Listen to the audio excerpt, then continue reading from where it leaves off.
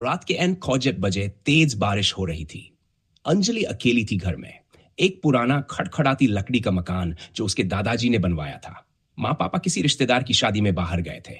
अंजलि ने सोचा कि थोड़ी देर मोबाइल देखकर सो जाएगी, पर तभी टिक टिक टिक, सीढ़ियों से किसी के धीरे धीरे उतरने की आवाज आई। उसने टीवी बंद कर दिया। दिल की धड़कन बढ़ गई। वह बिस्तर से उठी और दरवाजे की ओर देखती रही। मिड सेक्शन, शायद बिल्ली होगी, उसने खुद को समझाया। मगर तभी एक परछाई सीढ़ियों पर दिखी, लंबी, टेढ़ी और इंसानी जैसी, लेकिन उसका सिर उल्टा था। उस परछाई ने नीचे की ओर झुक कर देखा, जैसे उसे पता हो कि अंजलि वहीं है। अंजलि के गले से चीख भी नहीं निकली।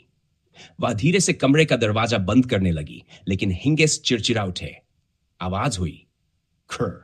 वो परछाई सीढ़ियों से गायब हो चुकी थी। अंजलि ने पलट कर देखा, कोई नहीं। अंजलि जैसे ही मुड़ी, एक सड़ी गली औरत कमरे के अंदर खड़ी थी। आंखें बिना पलक की, मुंह पूरा सिल दिया गया और गले से खून टपक रहा था। औरत ने सिर घुमाया और उसकी सांस अंजलि के चेहरे पर महसूस हुई। तू ही है जिसने मेरी हंसी चुराई थी ना? अंजलि भागी, लेकिन पैर जैसे जमीन में गड़ गए। शरीर ने जवाब दे दिया।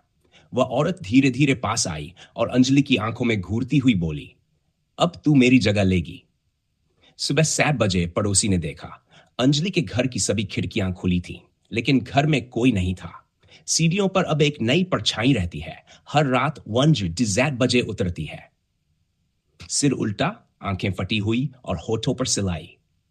क्या आप अगली बार सीढ़ियां चढ़ते वक्त पीछे मुड़कर देखेंगे? शायद वो छाया अब आपका इंतजार कर रही हो। अगर